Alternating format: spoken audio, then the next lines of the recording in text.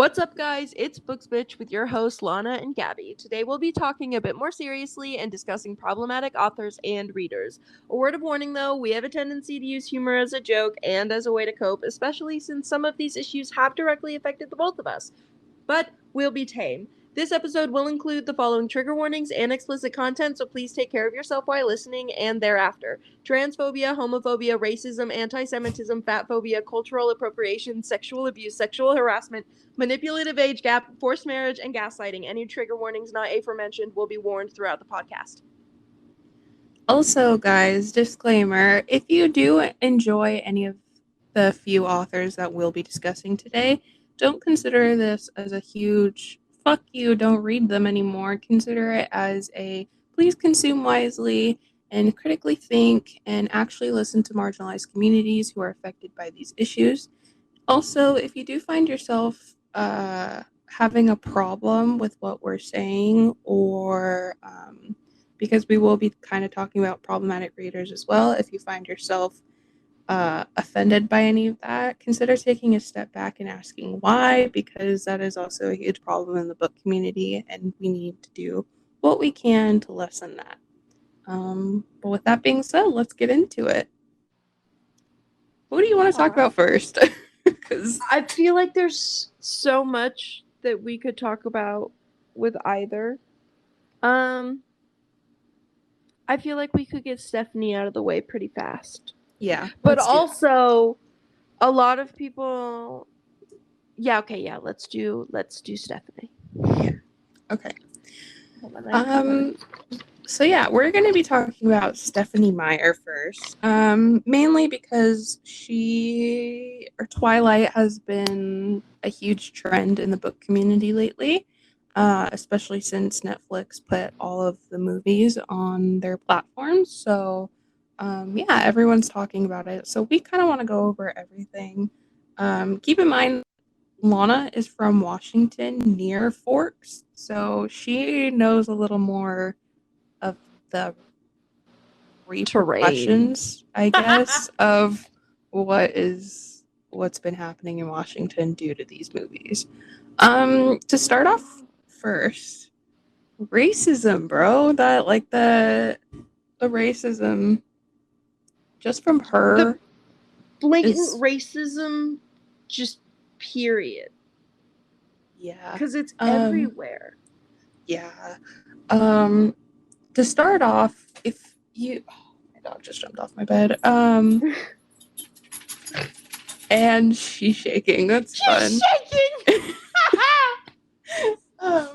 So basically, if you don't know this, she created this whole vampire biology to try and excuse her racism.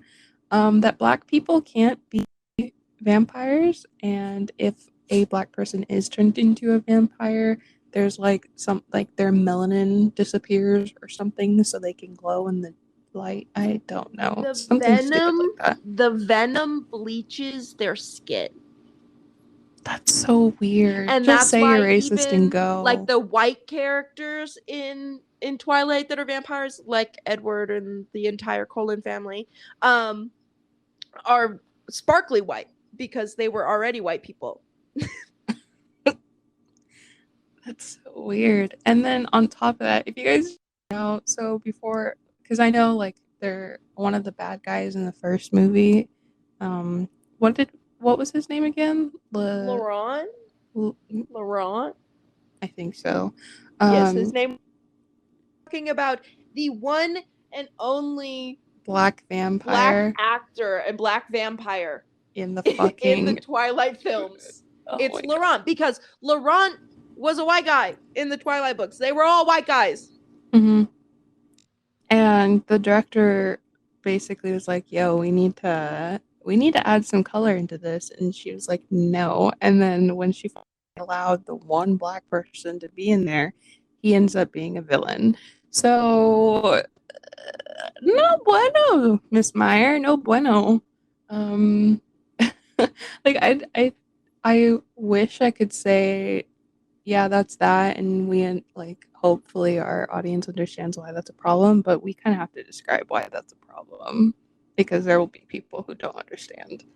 Honestly, if you didn't find a problem with the fact that she created a vampire biology that erased POCs Yeah. completely, Yeah. you are the problem. There you go. Click off now. Bye. I'm sorry. There you go. Sorry, okay, I think we need to also put in the disclaimer too, and I'm not gonna like edit it around. Like, this is where I'm gonna keep the disclaimer. We're not gonna be nice to people who refuse to listen and are racist. Because I am between us, I'm the only person of color here. And Yes. I have been told to go back to my country a couple times by friends too. And shit like that. So I don't want to be nice to people who act like that. And if, But yeah, also, why should we, right? Like yeah, that's like, that's a question that you have to ask yourself. Not you necessarily, but the people, like, you kind of have to ask yourself, well, why am I defending this, or why am I okay and letting this behavior slide? Because it yeah, benefits me, or because it doesn't affect me at all? exactly. And then on top of that kind of racism too, it's the fact that she cultural appropriated the Native American tribe. What's the tribe in So, that area? It's not necessarily the indigenous tribes up here in Washington. It is, however, um, the werewolves in Twilight are based off of a real indigenous tribe in North America called the Quileute tribe, and she continues to profit off of them and misrepresented them and their culture completely. Yeah, so like the area that this tribe belongs in, right? Isn't there like a lot of tourism and they don't get any money out of it? They don't. There's so much tourism now. Because of the For books and Yes, the because of the movies. books, like the books and the movies, and like all of those fans will literally like be like, "Ooh, gimme, that's Quileute tribe stuff," or it's that's something related to like the Quileute legends about werewolves and all of that, and fans will just kind of take with it. And Stephanie, and not all of the fans, of course, but again, if you're getting upset because I'm using the words fan as a generalization, take a look in the mirror. But she completely misrepresents them, and me as, I mean, I'm a white person. I am a white person. Mm-hmm. I don't know the complete legend and the complete like history of the Quileute tribe and where the origins come from, but I do know that they are wrong. In Stephanie Meyer's telling of Twilight, and Yeah. in her point of view, she completely misrepresents the Quileute tribe and the Quileute people, and also she literally whitewashes her indigenous characters in the movies anyway. Taylor Lautner is not an indigenous person. He is a white person. Right? Like, There is not, and he I read about it last night actually. He's not indigenous, but because people had a problem with the fact that he was going to be an indigenous person in a film and was not indigenous, he came out and was like, well, I'm a like 1/16 or whatever, blah blah blah, indigenous person. And people were like, that doesn't count. You're you're still a white guy. yeah. Thanks, prepare. Or is it Wednesday? That was Prepare. She's extra loud because she has a cone on still. Yeah, so like, I mean, what do you expect from somebody who creates a whole vampire biology to excuse your racism, lack of people of color in your book? So, and I mean, also she was raised Mormon. Jacob, the character Jacob is literally named after her brother. She has a brother named Jacob. ew. Yes, ew. Very ew. Yes, ew. He was a love interest. Ew. I don't know. Okay, we're just gonna move forward because that is not okay. Anyway, and then the other problem is the imprinting, like Jacob imprinting on a child, not even a child, an Oh, infant, a no, newborn. not even an infant or a newborn, a goddamn egg in Bella's uterus in her goddamn fallopian tubes before it was Does even that a work? baby. I have no idea, but that is Stephanie Meyer's. Like, she had imprinting down. Like, whatever way Twilight was ending, it was ending with imprinting. There is a relationship between a werewolf named Quill and, oh god, I want to call her Sarah, but I don't want to call her Sarah at the same time. There's a relationship in Twilight between a werewolf named Quill and this woman, and he imprints on her, and she's like a young kid, and Jacob uses it like I think it's Jacob. If not, it was one of the members like in Jacob's like pack who basically excuses it and was like, well, Quill and her love each other now. He acted like her big brother, and they will grow up alongside each other like siblings, and he will act like her big brother, and then it'll just change into something more when they're bigger. No, that is grooming. Trigger warning, grooming. I don't think we added that, but there it is, grooming. Yeah, it's fine. Yeah, and then like the fact that fans out there are like, well, it's a werewolf. No. That's an excuse for grooming, and it's not okay. So it's also a way that Stephanie Meyer kind of just shoved her Mormon ideals into a novel. Yeah, pretty much. And then on top of that, there was the whole manipulative age gap. Not with those two, but with Bella and Edward. Bella's like 16 or 17 when they first meet. And he's 107? Or 117. He's 100 plus years old. And I want to be clear that this is what I mean when I say I like the age gap but with conditions. She's minor. She's still a baby. Like, she's a child. And you're going after her. That's not okay. Do you know that in New Moon, Edward watches Bella, like comes back and watches her, even though in New Moon, if you didn't know, New Moon is when Edward leaves Bella because he thinks that he's gonna get Bella killed, and I mean, he kind of does. She gets turned into a vampire at some point.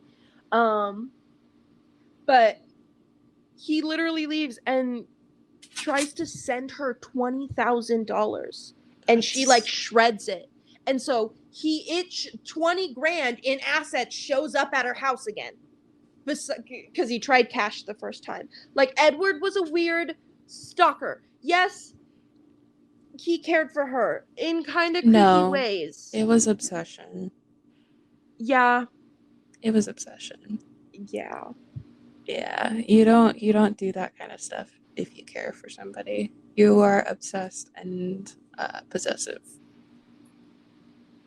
And like, I know like there's the dark romances where people are like, I love the possession or whatever, but like not in real life. It comes to a point where it's like, okay, it's kind of, it's not okay. It like I get the attraction, but then it gets to a point where it's kind of like, it makes your skin crawl. Yeah. And this is one of the reasons, or this is one of the times it makes your skin crawl, because again, she's minor and he is 100 plus years old. So Andy's weird about it. He's like, how could you ever love a killer, Bella? Yeah. I actually think that's a line verbatim. Maybe. I don't know. How could you ever love a killer? Or could you love the skin of a killer or some bullshit like that? I don't. Like, he knows that he's bad for her, but he's like, I love her. God. Which, that's what I love. If you can let someone go, no matter how much you love them, because you understand that you being there is harming them, causing them harm in whatever way, chef's kiss. If you stay regardless, get out. There's the door, bitch. Yeah. Also, why did I even forget this? Going back to like the whole racism thing, Jasper is a How did we Confederate forget soldier. about Jasper? I don't know. I just thought about it and I went, yeah, not just a Confederate soldier. No, ma'am. He was an underage Confederate who lied because he was too young to fight in the Confederate Army. And everybody decided, well, no, Jasper tricked everybody into thinking that he was old enough. It wasn't that Jasper was forced because of like drafting or because it was a war and the time. No, Jasper was a Confederate white supremacist, gross white man. He was disgusting. And like it's so glossed over. It's just like, oh yeah, he's a Confederate soldier, and then no one speaks about it again. What? Right? There's one scene in the book or in the movie. I don't get it. And like the whole family just glosses over it. Even the fandom glosses over it. Yes.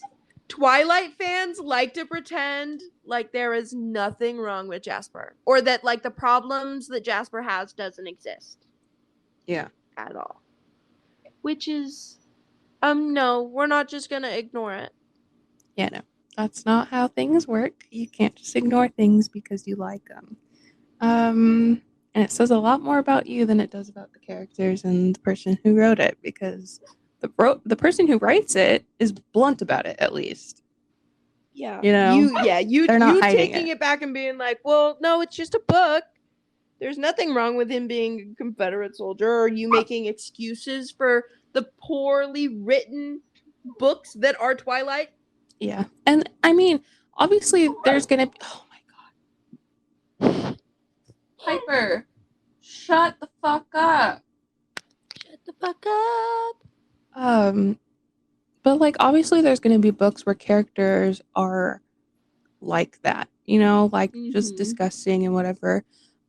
But you have to write it like it's the character and not it's your own thoughts being written onto paper, you know, like it's a very fine line, and Stephenie Meyer crossed that line and then some. Stephenie Meyer basically, well, Twilight was a fan fiction, and you can tell because Twilight was written like a fan fiction, and you can agree with me, right, Gabby? Because you've read fan fiction. Twilight it was a Gerard Way fanfic, if I'm not wrong. I can tell you how Twilight's origins can trace back to 9/11 if you really wanted me to. I know how that traces back and how it also connects to 50 Shades. Yes, like I know that. Yeah, 50 Shades was a fanfic of Twilight. Twilight was a Gerard Way fanfic. I didn't know Twilight was a Gerard Way fanfic. I thought it was just inspired by MCR. I didn't realize it was. No, it was a Gerard Way fanfiction. Yeah, it was a fanfiction. Gerard Way was a vampire. The original last book was not called Breaking Dawn. It was called Forever Dawn, and apparently there's a very questionable cover of it that Stephenie Meyer gave to her sister, because Stephenie Meyers will just like not. She'll tell people that things exist in the Twilight fandom and then won't show them. Okay, so yeah, Stephenie Meyer, pretty problematic, and like we said, her fandom in general likes to oh my god, Piper likes to just gloss over all of the problems and ignore them, which you can't do because that's not okay. And let's move on to another fandom and author that likes to do that. What? I feel like we need to talk about the tourism in Forks. Didn't we already do that? No, like actually IRL. Okay, then let's talk about it. But you're going to be talking about this because I have no idea what it's like. Yeah. So there's people that will literally travel from anywhere to Forks, Washington, or to Seattle. Like you can literally go stay in Bella Swan's house if you'd like. It's an Airbnb. So is the Colin's house, or the Colin's house isn't actually an Airbnb. I know that it used to be. It might not be anymore, but it used to be. And I know that you can drive by the Colin's house. The diner where Bella didn't actually squirt ketchup on her plate and just shook it on like towards her plate. You can go to the diner and you can order what she had. You can also go to like that like fancy restaurant that they went to, not fancy, that like restaurant that they went to during prom where she ordered like ravioli or some bullshit. You can do that, and everybody likes to do it.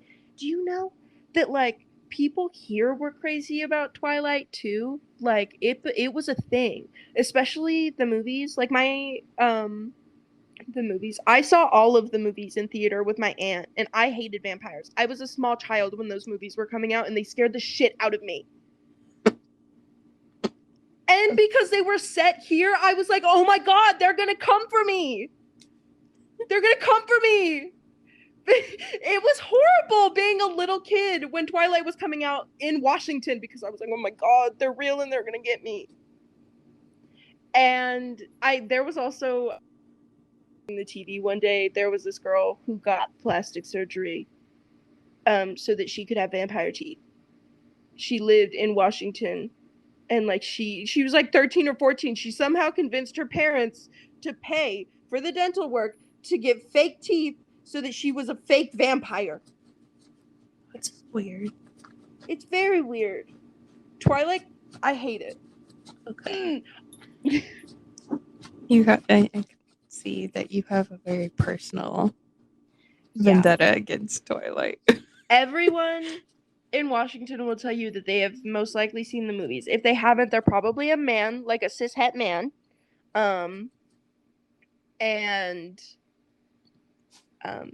Despite having seen them, everyone in Washington will tell you that they hate them and they're horrible.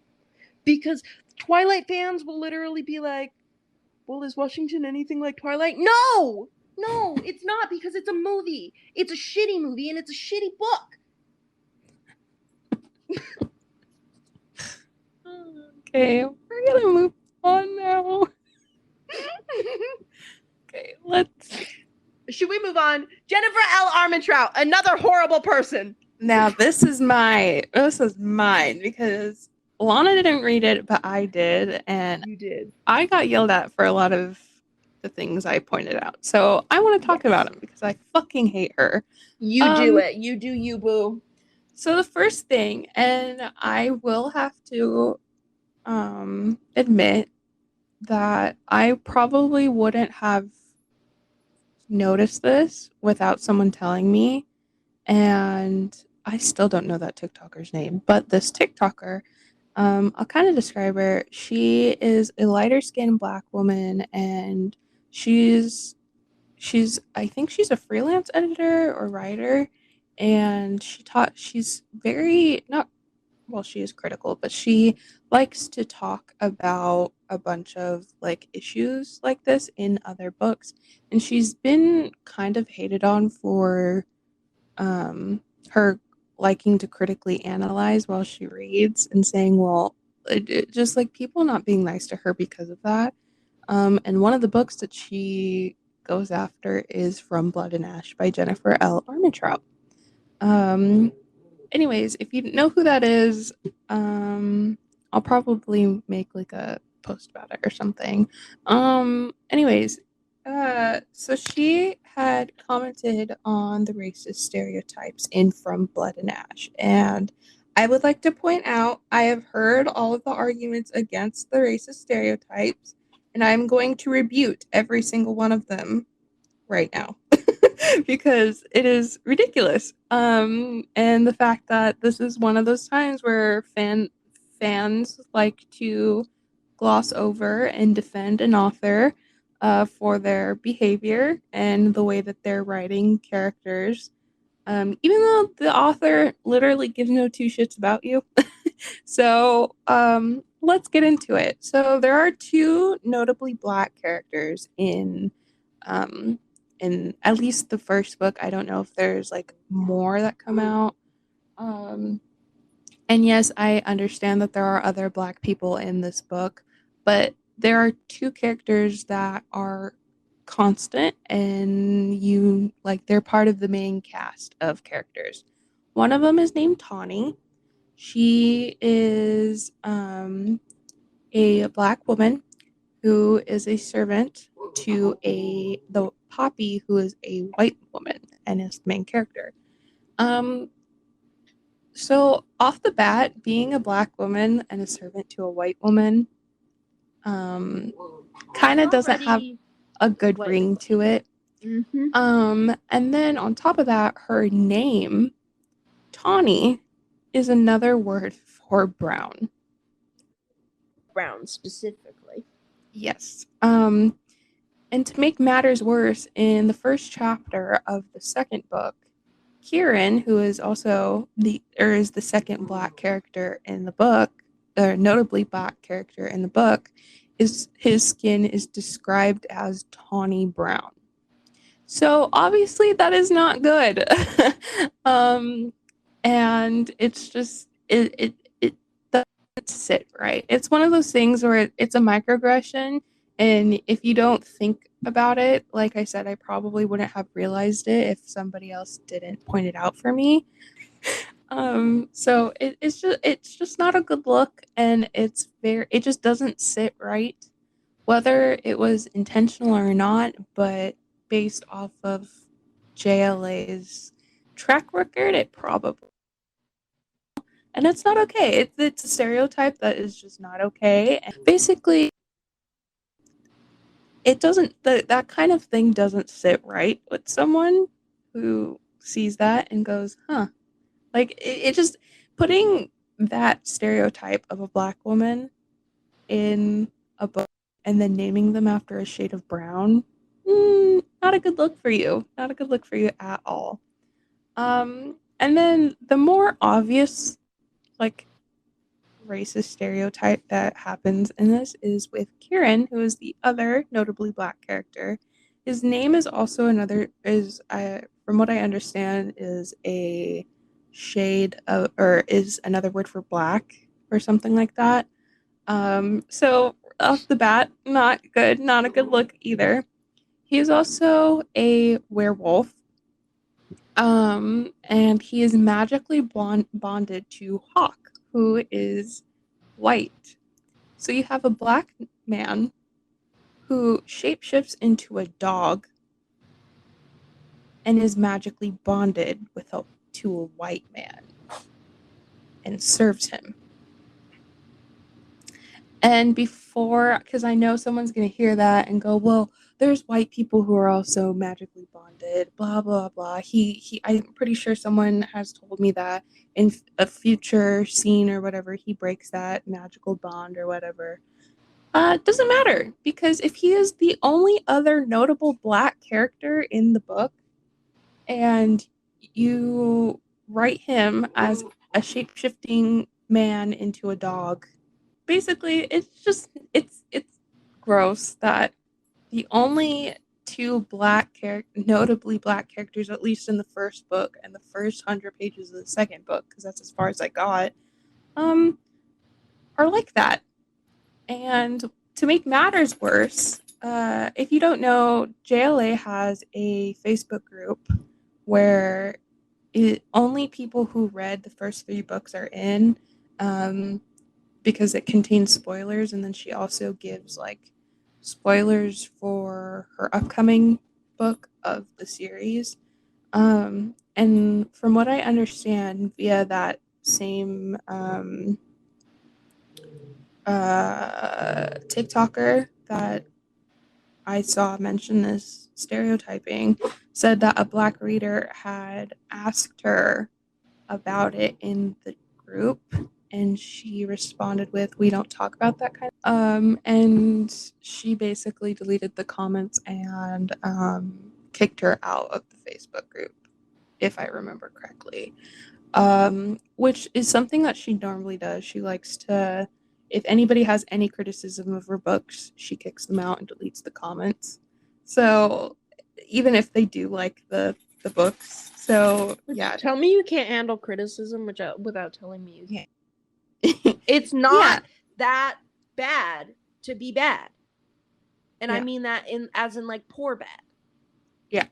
And yeah, so it just, she knows what she's doing. She knew what she was doing, and she refuses to listen to anyone who calls her out for it. So that right there shows that she doesn't want to learn, and she refuses to learn.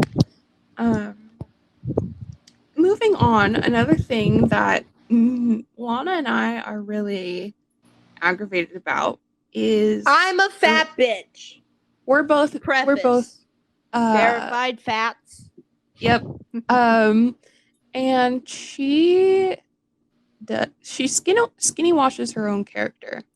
Poppy is written as a character who is mid to plus size, and she usually only shows fan art and any type of art of Poppy as a thin woman. And when she was called out for it, she made excuses, every excuse under the sun, and tried to say skinny shaming was a thing, which is not. It's not. And anyone I have seen who were verified fats and then lost a bunch of weight say, yeah, there is such thing as skinny privilege, and there's a difference between systematic oppression and teasing. So yeah. So we're gonna just go over the kind of things that she had said.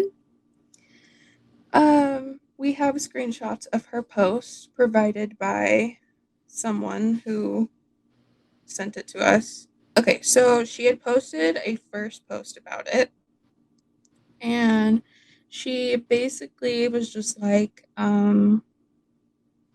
she said, because she approved of a fan art for the Illumicrate edition of her books where Poppy is skinny, and she basically is just like dismissing it, and is more so calling out people who are offended by that versus calling out the people who are the problem. And then goes, P.S. Maybe there needs to be some deep thoughts about why a plus-size character wielding a sword, riding a horse, and running, and in parentheses goes, relatively short distances, is far more unbelievable and harder to process than several hundred-year-old vampires, people who can transform into wolves and dragons and heal people with their touch. First of all, I don't understand why the relatively short distances was necessary. Why does no one believe that a fat bitch could run? I know, I don't choose get not that. to. And that's smarter, a very generic.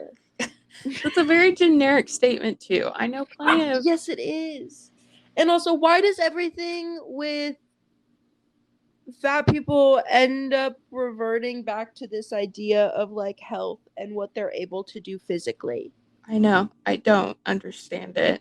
Because she had said in like her main point of the post, she was just like, I just deleted the post about Poppy's depiction for Illumicrate, which sucks because there was a really good conversation there until it spiraled into people claiming that they know what another person can and cannot do with their body, what size is, 2 plus to be actually curvy, which skinny women, who are you to say someone is 2 plus size to be curvy?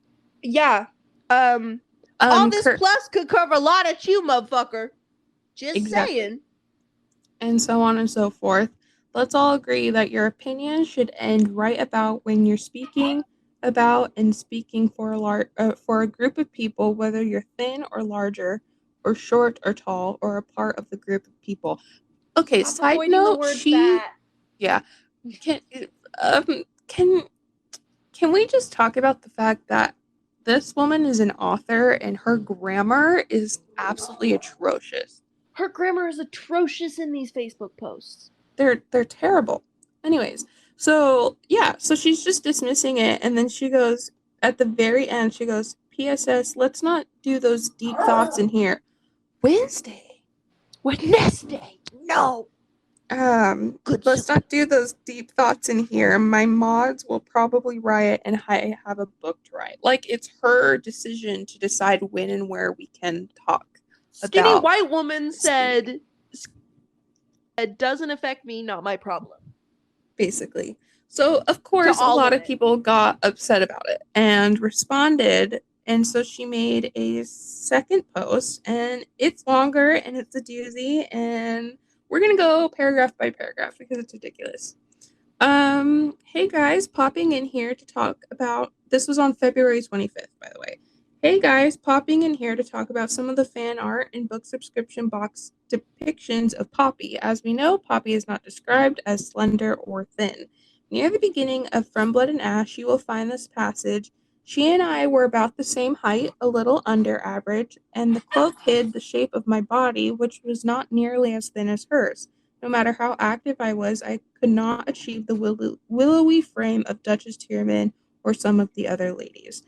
Um, First things first, again, she's putting weight, she's reverting weight back to physical activity, which is ridiculous. And she's also there's another passage in there where Poppy has stated, I can never I don't remember the exact quote, but she basically states, I can never be super skinny because I like cheese. Just because I am fat does not mean that my pastime is eating. But also, just because I'm fat and my pastime is eating doesn't mean that you get to tell me that there's anything wrong with that. Exactly. Thanks. And why does it have like in this passage that she provides, why is it like putting these two I just realized this. It's kind of misogynistic too because she's putting two women against each other based off of their weight. She And is. the cloak hid the shape of my body, which was not nearly as thin as hers. It's not a competition, my dear. You don't have to be as her. You don't have to be as fat as her. You don't need to be the same. I don't understand why there's a competition here. Like if you I don't get it. I don't get it. Because those in power will always fear not being in power. Yeah. Yeah. So moving on, she goes, some would call her curvy, others would call her plus size, and some would still call her thin. Weight is an oddly subjective thing, as is interpretations of characters and even words, but I have always celebrated all artwork and interpretations of Poppy, and I'm constantly amazed to see the difference in how people see her. First of all, we're not saying you shouldn't celebrate all artwork and interpretations of Poppy. That's not what we're saying. We're saying you should lay a boundary for your character. Your character is mid-size. Yeah, or Plus at the size. very, very, very, very, very least, post pictures of the Poppy that you wrote. You wrote Exactly. a mid to plus size Poppy, right? You wrote a mid to Exactly. plus size main character. Post that shit. Or don't write about a mid to plus size character. Exactly. Like, And then on top of that, when she said weight is an oddly subjective thing, again, those are words of a skinny person because weight is not a subjective thing. It is not. You don't get to just have your different opinion on weight. Someone's weight is someone's weight, and that is it. That is all. You don't comment on it. So why is there a discussion here? Why does it have to be yeah. subjective? It is objective. There is a difference, and I don't understand. Oh wait, it's because she's a skinny person and wants her 2 cents in Yeah. about And of fat course shaming. it's okay. Of course we can all just have this discussion about weight because nobody's ever publicly shamed her for hers Yeah. or shamed her Yeah. period. There is that. And we don't know JLA's life, right? Who knows? She could have grown up with the who would fat shame her kid into Weight Watchers. Who knows, right? I'm not shitting Yeah. on where you've been. I'm shitting on what you're doing now. Yeah. Yep. Continuing on, she goes, there is a fine line to walk when it comes to interpretations of characters' weight, which there isn't, where a number on a scale to the size of a dress is so incredibly subjective. It is not. Anytime there has been a conversation about her weight, there has been a whole wild range of emotions and thoughts about what people think a slender person can do and what people think a larger person can do. Just say fat. This Why are you conversations avoiding? usually tend to get heated. It's a sensitive subject, often rooted in personal ties to it, and it's hard to discuss without othering or shaming thin people or othering or shaming larger people. Again, You terrible cannot grammar. shame a thin person. There is a difference between shaming and teasing. And if any fucking skinny bitch would like to stand up right now, listening to this, and try and tell me that shamed for being skinny, Yeah. I'll fight you. I'm a minor. Oh my gosh, we're I'm so still a minor. aggressive. But I'm you a know minor what? for 5 more days. Come at me. We're Oh my so god, aggressive. I'm a minor for 5 more days. Yeah. My 18th Side birthday note, is it's in almost 5 her days. birthday. September 2nd. 4 days as to when we post this, which is tomorrow. Because, oops. Yeah. And then again, she goes talking about a number on a scale or a size of a dress is subjective. It is not. It's not. It's very clear what those numbers mean, especially when it comes to dresses and clothes And and all how of they're it is depicted. rooted in fat phobia. Yep, exactly. All of it. So that's not subjective, and that again, that is a skinny person talking. And then let's see. And then she talks about the range of emotions and thoughts people go through when it comes to this. Like it's inconvenient. Where she goes, there has been a whole wild range of emotions and thoughts about what people think a slender person can do and what people think a larger person can do. She writes it as if it's inconvenient. Also, she does Also, this like, whole person who's going to squabble this debate. yes, No. yes, and I just think it's so funny that she's like of what people think a slender person can do and what people think a larger person can do. Didn't she in the first post say what larger people can do in her PS? Why a plus sized character wielding a sword, riding a horse, and running relatively short distances is far more believable than all this other shit that she has in her book. I think it's so she's kind of eating best. her own words. Yeah. She is. She continues because what I've noticed with JLA is just from those posts alone, you get the sense that she's just trying to cover her ass and make sure that there isn't a fire burning. Yeah. She's going to try and have the skinny people's back, and she's going to try and have mid-size, plus size, fat people, whatever the fuck word you want to use besides large. You call me large, I'm gonna hit you. Yeah. You. Large. No, fuck you. You wear the large, I wear the 2X. That's the difference. Yeah. So then she goes, but in regards to the book subscriptions, when asked for input, I have described Poppy just as I see her and described in the book. Otherwise, the depictions have been left up to the artist's own depictions of how they see the character. All of them that I have seen so far, and I think I've seen them all, have created beautiful versions, each pretty different than the other, if I remember correctly. The size of Poppy has been depicted differently in each of them. And that's the problem. That's the problem. Why are they being depicted differently in the first place? Why is she being skinny washed in the first place? That's exactly it. That is the question that we're asking ourselves. Why is a mid/plus size, why is there even a debate about which it is? That's on you, JLA. Describe your character better.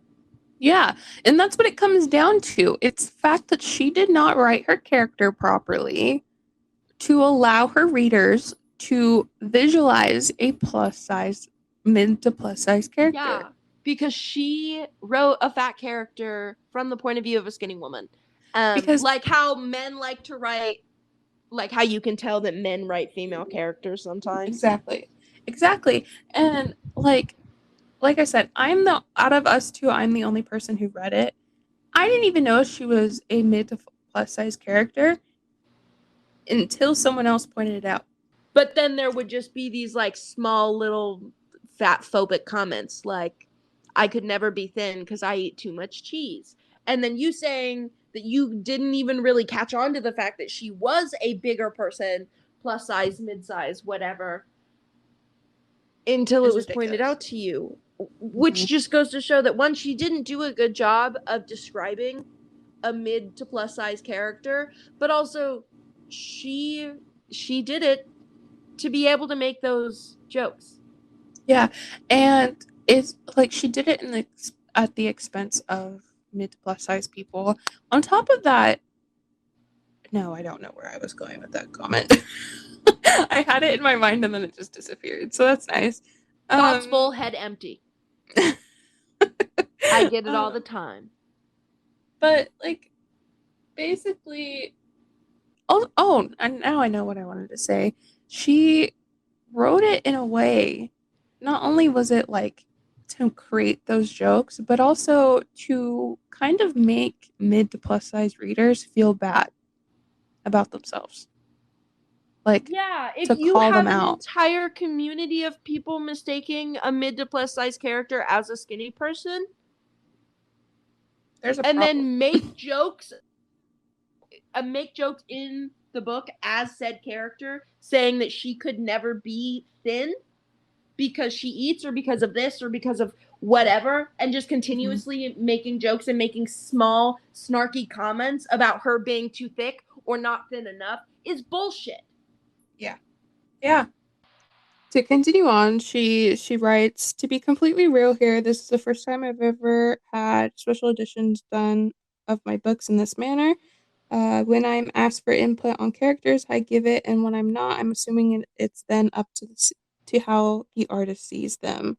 If the cover is beautiful from the design to the tip in the sheets and so on, which that doesn't make sense, then it's approved. It's a weird place to be in, not knowing how assertive you should be for something you've never had experience with nor are paying for. And especially when we're talking about something that no one can seem to agree on. We have reached out to Lumicrate, who has already in the process of speaking with the designer. They have been a joy to work with. You like how she's making excuses for herself, being like, well, I didn't know that I could be that assertive. I don't know how assertive I should be because I've never done this before. Blah, blah, blah, blah, blah. Well, yeah. It has nothing to do with you being assertive. It has everything to do with you being a problem before you not being assertive. Not to mention, it's like she could so have been assertive, but she chose not to be because she didn't see it as a problem. And yeah. Finally, she goes, at the end of the day, I needed to be more assertive. This is not on the book box or the artist. The artwork was or has been beautiful. However, I should have thought past worrying about how much I say I had in the whole process to make sure Poppy is not depicted as someone typically seen as slender, because it does matter. Again, that is on me. All that I ask is, when discussing this, we're being aware and thoughtful about our language, and that we acknowledge that our ideas of weight vary from one person to the next. No! No! No! No! No! No! Shut your mouth, skinny lady! No. So to start off, we'll break this down a little bit more. We're being aware and thoughtful about our language, and that we acknowledge that our ideas of weight vary from one person to the next. No, it doesn't. No, it doesn't. It is not subjective. Shut the fuck up. The ideas of weight doesn't. The only thing about weight that carries and varies from one person to the next is the way that weight presents itself within your body personally. Because just because I have a big belly and I weigh this much, or it doesn't mean that this person who weighs the same amount as me is going to have a big belly. Exactly. Our bodies are I don't know how to say that word. Genealogically. Basically, everyone has a body type, and no one body is the same. Yeah. So it's not subjective. It is very objective and very unique And the fact that, again, a skinny person is trying to tell us how weight works when she has never had a problem, at least in recent years, about weight. It's ridiculous. And she does not get to tell fat people how to feel. Exactly. End of story. But also, do you want to know something funny, Gabby? What? I don't know if you have any Irish in you, right? But any fat bitch whose ancestors ever went through a famine, right? So me in this case, I could say that it was me, right? The reason that I'm fat is because my ancestors went through a famine, and their gene codes adapted through like multiple centuries of evolution to bear bigger children and wider hipped children. I've seen the explanation on So TikTok. fuck you. I'm fat because of science, motherfuckers. Ancestry. Talk to them about it, not me. So finally, the one thing that I personally had a problem with, and I don't really see a lot of people talk about it, is the fact that a freshly 18-year-old girl named Poppy is having graphic sex with a 200-plus-year-old vampire named Hawk. And then it's glorified. Is manipulatively abusive. Yes. Actually, you know what? Hold on. And gross. And I'm assuming a white man, as someone who has never read this book. But at this point, as a white person, I kind of just assume that all gross characters in books are white people. Does that count on white on white crime? Because that would make me laugh. Probably. Let's go find something that's nasty. Are you about to read gross? Okay. Just one thing that. Where is it? Also, this is what I mean by I have, again, age gap with conditions. The fact that a freshly 18-year-old is having sex and being groomed by a 200-plus-year-old. Fuck that. Mm-hmm. Yes. Because he knows of her. Like, and like I know, like, okay. The fact that he knows so much about her from the moment he meets her is disturbing. Like, she's still a baby. She's still a child. She's a baby, Jacob! I'm sorry. No, I'm not. I hate you. All of it. Throw it all away. I had written down, because I like to write notes, I had written down that Hawk is one of those kinds of guys that sends unsolicited dick pics. Gross. Basically, he constantly says very sexual things to her. So at this point, in the second book, or at the very last second of the first book, he basically was just like, haha, we're going back to Atlantia and we're gonna get married. And then doesn't let her have any sort of say in it and won't let her speak about it. Anyways, so like just in that in itself is disgusting. The fact that he's forcing a marriage on her, and won't even tell her why. And then on top of that, he makes such nasty comments, especially in the like wrong places, or like wrong point of time. There is one part where they have to fight zombies, which are called Craven. And while she's killing them, he's like saying like, "Oh my god, you're so hot," and shit like that. Or "You're so sexy with blood all over you," or shit like that. Like, it's nasty. Yeah, like there's a time and a place. There's a time. And there's also called consent. He's the type of man, or like the type of person that is very like not passive aggressive, but almost in the way that like he goes about getting Poppy. And I mean, you can correct me if I'm wrong at any point because I haven't read this, but you have told me a lot about what is wrong with it. Mhm. And like I remember you telling me that, and I'm like the fact that he would just like at inappropriate times be like, "You're sexy." Like, why are you objectifying me? Like, it's not the time and place. And at this point, that's what you are doing. You are just objectifying her. Yeah. And Like then she's being a badass right now, and all you're doing is being like, "Oh, you're so hot." like Put okay, your dick away. they're literally fighting right now.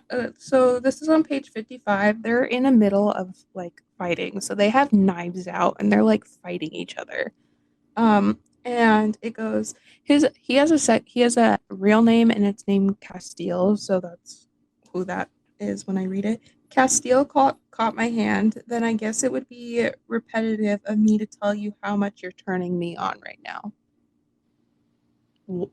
It You doesn't two are fucking literally matter right now. yeah, it doesn't. She's like fighting for her life right now, and that's all you have to say, really. Yeah, it's oh god.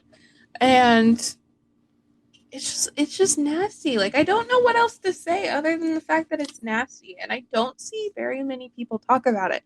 And this whole relationship with her, I only got 100 pages into the second book, and I marked every single time he made a comment like that. And within 100 pages, there was at least 30 statements like that. It gets to a point where it's sexual harassment. It's not even cute. Gross. Yeah. Yucky, yucky. And I've even gotten into a huge argument with people about it because it was like with the statements of like, oh, he's doing it to protect her. You don't need to be sexually harassing someone to protect them. He's doing it to protect her. What a fucking manipulative, emotionally abusive thing to say. Yeah. Yep. He's doing it to protect her. No. Yeah. He's doing it to protect himself. Yeah. The amount of gaslighting I got because I mentioned this was unreal and it was not okay. But yeah, I have a lot of problems with JLA. I can assume many other people do. And the fact that I wasted as much money as I did on the From Blood and Ash series is ridiculous, and I'm going to be donating all those books, even though I've written in all of them. So, what's up, guys? So this is a after the fact recording of our podcast because I sat down and started editing and realized this was going to be a 2-hour long episode. So we're going to split it up into 2 parts. And this is just the outro for this part. There were a lot of triggering things in this episode, so please take care of yourself. Go do some self-care because I know I will. And then we also have an Instagram and a TikTok, both under the tag of itsbooksbxtchpodcast, except the I in bitch is replaced with an X. And then we have a Twitter that's just itsbooksbitch. Nothing is replaced. No whatever. So yeah, check us out. Did I say we post every Saturday? Well, if I didn't, here we go. We post every Saturday, 12 Pacific Standard Time. So yeah, sorry for rambling. Sorry if I sound very exhausted. I am. It's midnight. So yeah, we'll see you next week in part 2. Bye.